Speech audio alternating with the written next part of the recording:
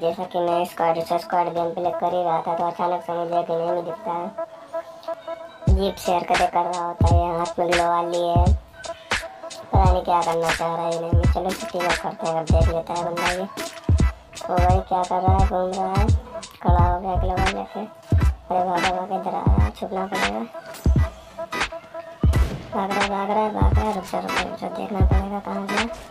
पहले मुझको पड़ी ये बंदा मारता है। इसने मार लिया भाई, इसने मुझको देख लिया लगता है। भाई टीम अप कर ले भाई, टीम अप कर ले अरे भाई, टीम अप कर ले यार, कम से कम टीम अप कर ले भाई। इतना क्यूट बंदा है यार, देखो टीम अप कर रहा है। इसके